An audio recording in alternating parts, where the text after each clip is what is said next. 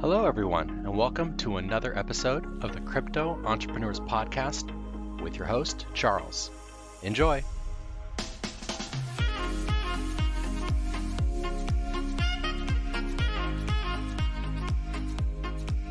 Hello, and welcome to episode 20 of the Crypto Entrepreneurs Podcast. I'm your host, the Crypto Guy, and today we're sitting down with the CEO of Block Magazine, Crypto Godfather, aka David. David, how you doing today? Good. Good to be on this podcast. Thanks for having me. Yeah, of course. I really appreciate you coming on. So before we jump into Block Magazine and get into the details of that, can you just give us a little bit of background on yourself and what you were doing before you found cryptocurrency? Sure. So, long story short, I'm an economist and a statistician by trade and study. Studied out in California. That's really where my focus lied. And then now I'm currently in Asia, trying to develop the industry out here. I've always been involved with tech startups since approximately 2014. So from 14 to for the next 2-3 years, I was with a couple tech startups in the traditional sense, not in cryptocurrencies. But the last startup I was in before crypto was a fintech startup where similar to the global money transferring app called TransferWise. There's a service called TransferWise where you use to send remittances or you send money and it converts your money for a low fee. So I was with a startup that was doing something similar to that, and that's when I first came across the actual business conducted with Bitcoin. I've always read about Bitcoin, Bitcoin and some cryptocurrency news even before that, but never really paid too much attention to it. But in 2016 is when we first came across money transferring through work, and then started coming across Bitcoin. So we started with some arbitrage trading, and then really dove a lot more into the trading of Bitcoin. So after that, I was always looking at Bitcoin as a trader, more as a profit making opportunity. But then there was I remember one time I actually owed my brother, I think it was about $1,500 at the time, and he asked me if how I was going to pay it back. So I told him, how about I send you some Ethereum? And this was really the light bulb moment for me for cryptocurrency, where I really got the idea of it, the possibilities, potential of it really hit me. So I sent him the money through Ethereum, and it got to his account. And I'm based here in Asia. He was based in the US at the time, and the Ethereum got to his account within seconds. And that's when I first really sent a transaction using cryptocurrency outside of trading, and it felt pretty cool. It felt pretty cool at the time. So on the contrary, the biggest moment for me that really showed the difference and the potential was when so my girlfriend wanted to buy into cryptocurrencies, and she tells me, so she's here in Asia too, and she tells me, how do I get the money to you so you can buy it for me? And the only way to do it at the time was she had to send a check from China to the US, because her bank was at Wells Fargo. So she had to send a check from China to the US, I had to receive it in the US, and then transfer it over to my bank, which is a different bank. And this process took about 2 weeks just to get a few $1,000s transferred to my bank. And that's when I realized the potential of really being in control of your own money. So yeah, that's how I first came across Bitcoin. That's how I started working with Bitcoin and crypto. And now we're here today. Before crypto, you'd always been working with you've kind of been working with tech startups for a while. And now you're out in Asia, trying to push the development of this tech. But what really brought you into the scene was you needed to transfer money, and it was a cross-border transfer, and you just sent some Ethereum over, and within seconds, your brother had it. Same situation with your girlfriend. She needed to send a check over to you for you to cash and then, deposit to your bank. So a lot of people talk about that aha moment they have.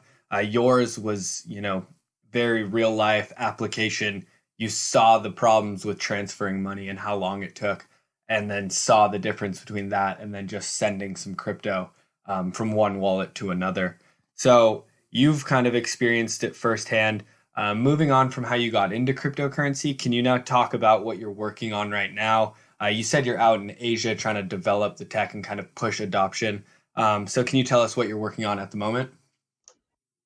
Sure. So the dichotomy between the two ways of sending is really what gave me the light bulb moment of seeing the potential of this as a real movement or a real part of our everyday life in the future. So I started looking at the market, and I've been involved just looking at the market, just really trying to understand it, read about it for last couple of years now. And what I noticed is for I looked at a lot of the industries within this industry. So a lot of sections of this industry, such as there's exchanges, there's miners, there's pure traders, and then there's the media side. The media side includes the big few in Asia, such as Jingse, there's 8BTC, there's B世界, which is a Bitcoin world. In the globally and internationally in English, there's channels I'm sure you're familiar with, like Cointelegraph, CoinDesk. These very larger, I would even say conglomerates now. They're huge media companies, which is great. And then I started looking at the secondary media markets. There's not many magazines out there. There's not too much in terms of mainstream, really approachable and really easy to understand. Not many channels like that. So that's when I decided let's try doing a magazine.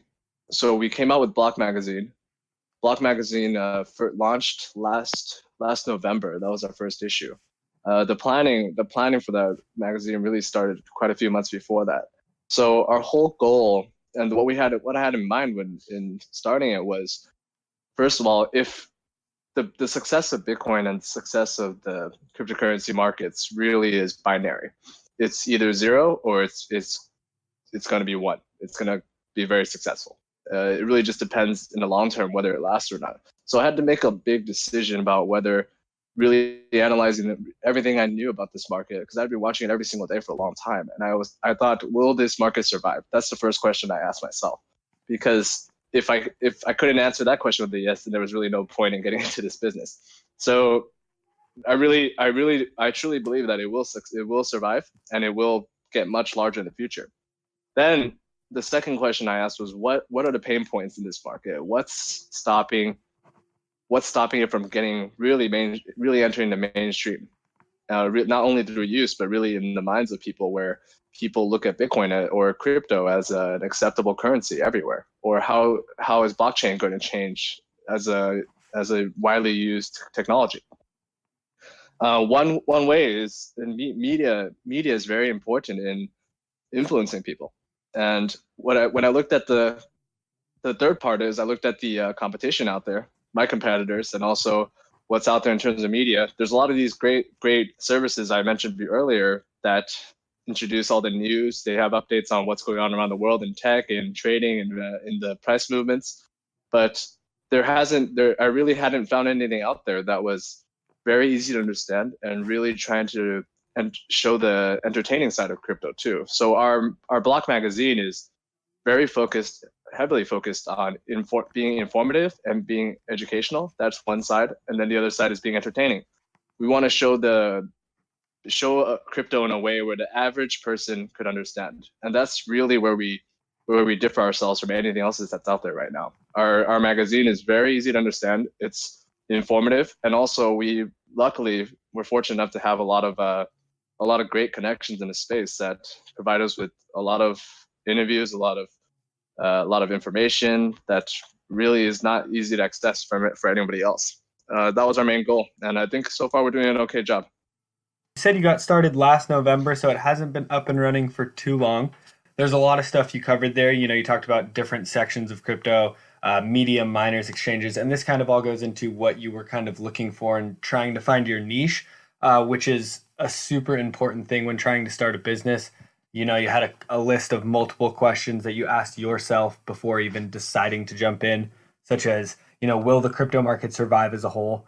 Because, like you said, you know, if it's not, there's kind of no point in any of us entrepreneurs jumping into any kind of venture if ultimately this whole sector is going to fail. So I really like that. You talked about the pain points and what's stopping kind of adoption and mainstream crypto becoming mainstream.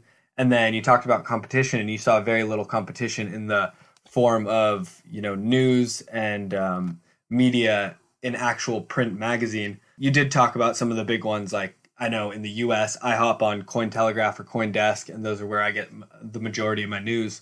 I'm not as familiar with the Asian market, so I can't speak on those too much. But I really like where you're going with this whole, it's very informative and also entertaining, because that really tackles the question of, you know, how can we bring this to a more mainstream audience? And for so many people getting involved, it was really just this confusion of what is Bitcoin? How do I use it? So this informative yet entertaining form of media is, in my eyes, a great way to go. So you've kind of, you know, told our audience and our viewers what Block Magazine is and kind of how it was founded. Can you now speak on the specifics of running a crypto magazine? For example, how are you guys? You said you had a lot of these inside sources and stuff. How are you getting the inside scoop? You know, how are you kind of coming up with these exclusive stories? Talk about these connections that you've made and kind of the overall running of a magazine, a crypto magazine. Sure. First of all, I'm very fortunate to have a good set of partners. Our team kind of just came together in the beginning. It was very much by chance, and what's even more fortunate is our partners and clients. Luck, it's that's why I very much very much always say success is really a combination of constant effort, and then it requires a huge amount of luck. Um, a lot of our clients and connections happen to be really old friends of mine that happen to got into crypto, and now they run or work at some of the largest and the most influential crypto companies out there. One thing I really love about this crypto space is everybody is so passionate and really talks about it a lot online. It's a space that truly lives on the internet, especially through all these main channels like Twitter, Reddit, Discord, Telegram. People talk about it every day online, and this information travels very quickly. And touching on how we do it, my personal Twitter account really just blew up during the bull market of 2017, like many other people did. I was fortunate in that way. I started the Twitter just to really read about crypto news, but then it started blowing up. So through that, I've made a lot of great friends in the space just through the internet.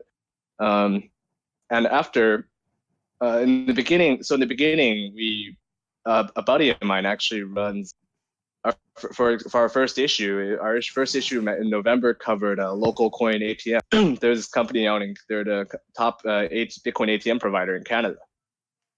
So luckily, the founder is a friend of mine, and I asked him. I just straight directly asked him, "Oh, look, we're starting a blockchain magazine. We'd love to have you as a first feature issue. We need content.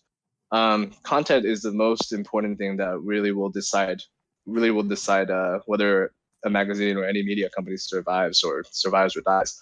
So we really wanted to, in our planning of content, we really wanted to make sure we had a huge diversity of different areas of space.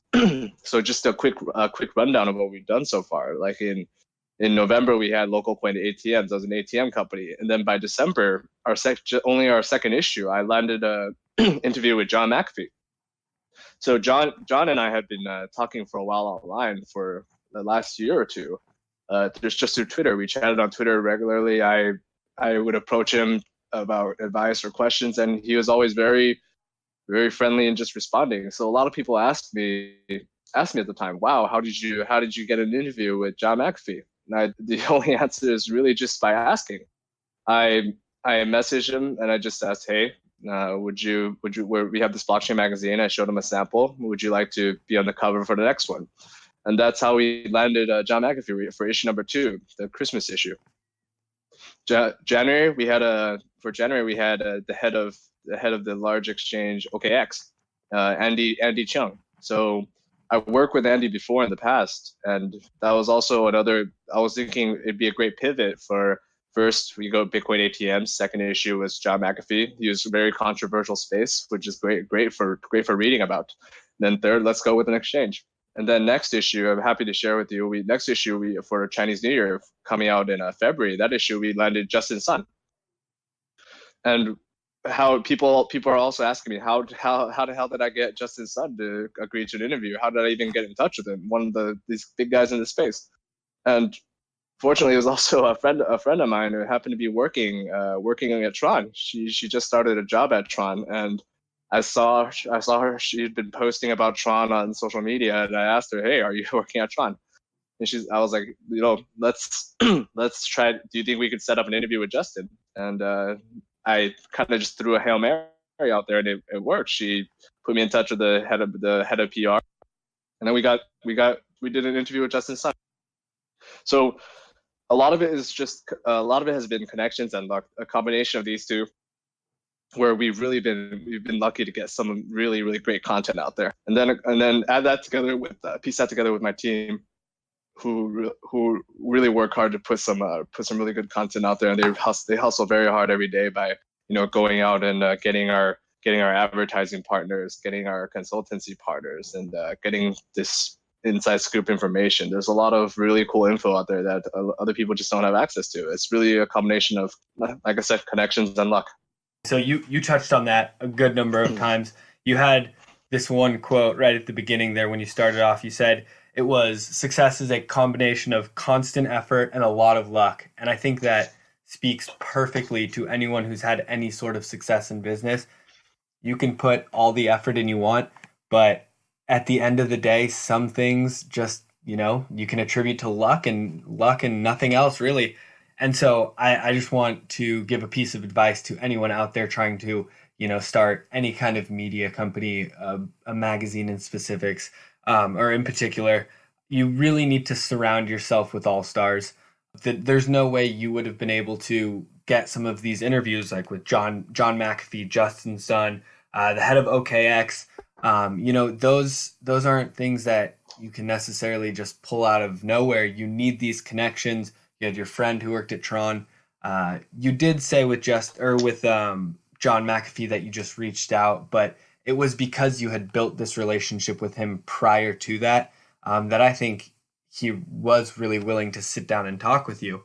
So that's pretty much it for how you can kind of build up this, content that you need to get out, is to surround yourself with people in the industry.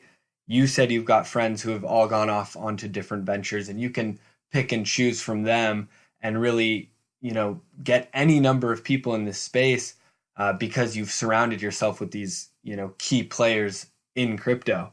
So you mentioned, next article or next magazine issue is with Justin Sun, and that's going to be on Tron. Can you talk to us about what else you're excited for in 2019 with regards to the magazine? Sure. 2019, this is, just starting.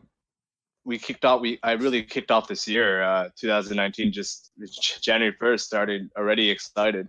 We got a lot coming up. So right now our company really has, I think we've really hit a groove where we're starting to understand how just internally how things work more smoothly. How do we make things more efficient? We've now run into we've come into a time where it's more like clockwork, where our team understands each person's roles, and also we understand some of the obstacles we had in the beginning. How do we get past them? What do we focus our time on? And in terms of content, we have a lot of really cool names coming up, even bigger than we've had already. Justin Sun is only the beginning, and we already have the next two or three lined up, and those are some really big names. I can't can't share those yet, but wow, there's some really cool ones. I'm really excited about that. What I'm in terms of the whole industry. I mean, everyone knows we're in a bear market. 2018 was basically an entire year of a bear market, and what I've noticed is obviously there's a correlation between how the price of Bitcoin and also how many people search for Bitcoin or want to learn about Bitcoin and crypto. So right now, the readership for the crypto markets as a whole is just down. This is undeniable, and there's nothing we can do about that. But what our magazine is striving to do, and what I'm really excited for this year, is to really grow the readership of people even more that are possibly not even following crypto. That's really our whole goal. All these media companies out there are targeting people who are in cryptocurrency, and people who are looking at this crypto space, they estimate globally there's maybe 10 to 30 million people that are either have invested in crypto or are interested in crypto somehow. The highest I've ever heard was 90 million, but I don't know how accurate that number is. So what we're really trying to do is bring in people that are not included in this demographic, or try to grow the space by growing interest and growing the information and increasing the education towards the people who aren't in the space. That's what I'm really excited for this year. I think growing a business and starting a business in the bear market in this space or in any space, as long as you can answer the first question to yourself, whether that space will survive or thrive in the future, I think it's okay to take some time and really try to build something, create something in a slower market. Because if you can stand on top of a bear market, when the market, if and when the market ever does pick up or booms again, you're going to be standing on top of you just went from standing on top of a third pile to top of a mountain. I'm really excited for what this year and growing the readership, continuing to expand our team, expand our company, and really just really take over this part of the space. I love it. You guys said you started in November, so you're still relatively young. And I love what you said about growing in a bear market and building in a bear market. A lot of companies are doing this. And you talked about price being correlated with the number of readers. And I think everyone who's online has seen that, whether it be on Twitter with engagements, podcasts with listeners, any kind of news outlets with readers, and even like dApps and stuff with users.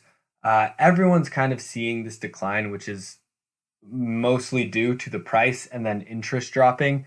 But what you have done and what your team has done at Block Magazine is continue to put out articles, continue to get these interviews, and continue to build so that, like when you said, when this bear market does turn around, you've gone from standing on top of a pile of dirt to standing on top of the mountain. I really like that saying.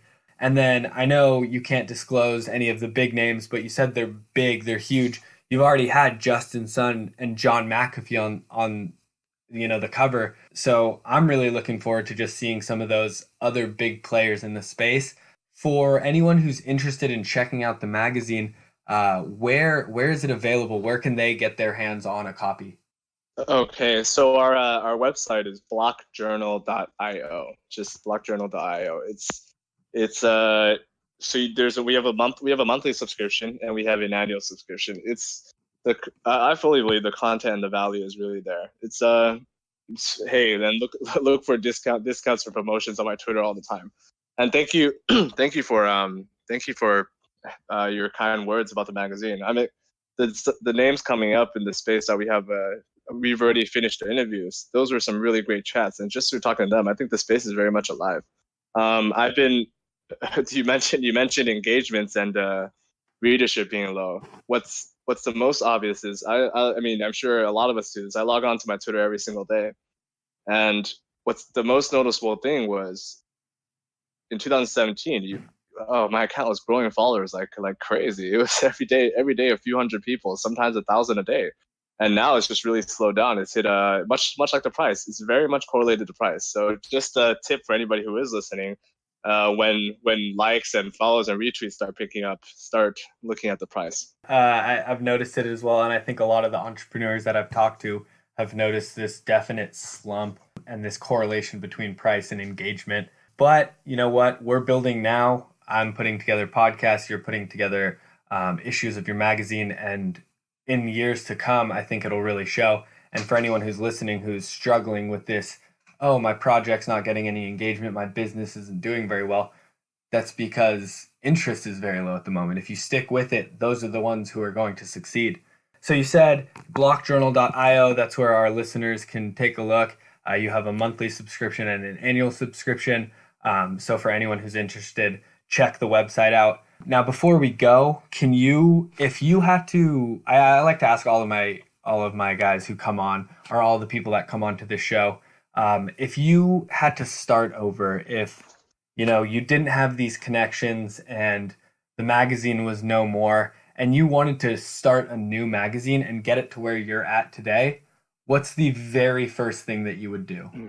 Let me answer that this way. When I look at any startup, whether it's a magazine or not, I think the first question you should ask yourself, because a lot of ideas for businesses come and go. Anybody on the street has an idea.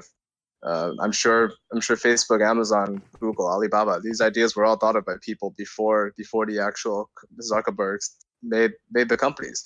Anybody can come up with an idea, but it really comes down to execution and advantages.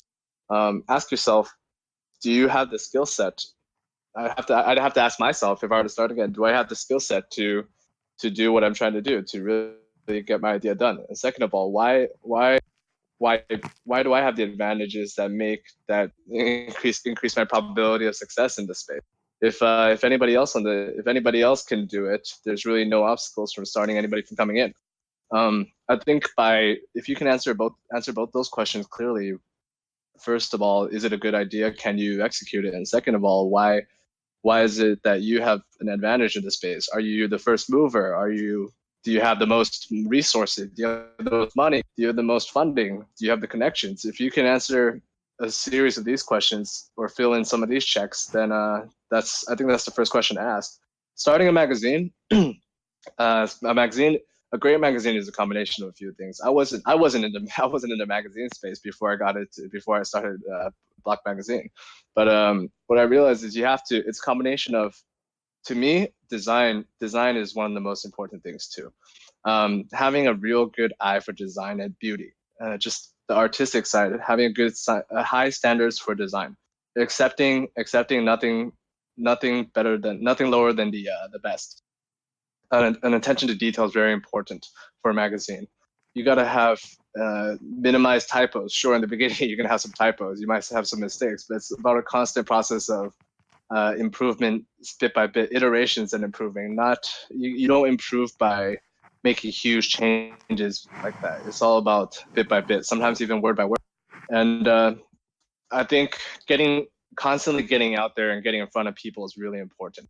We have people on our team, including myself. We all have roles where we occasionally just have to go to conferences. We're fortunate enough to be able to attend a lot of these conferences. I go to Singapore about once every couple months at least, because the conferences are all there. We go to one of my partners is going to a conference in Australia in February to attend another one, and we have another few in the US this year too. Going to conferences and I'm not talking about conferences directly, but I would say networking, constantly networking is very important, because you never know whose eye you're going to catch, and sometimes through that you get introductions to really, really great people to interview too. A lot of our lifestyle content, our lifestyle section, a section about we introduce a product every single month, a physical product or a use case of crypto. For example, like the Kobo wallet, or like the Cool wallet, which is like a credit card wallet, things like this. And a lot of these great articles about these products we meet through conferences. You just have to get yourself out there and network. That's another thing about magazine too. And then I think lastly, to answer your question, what's required, or how would I do things again? I think now we have a lot more knowledge about this space. It's really about it all comes down to the content in the end.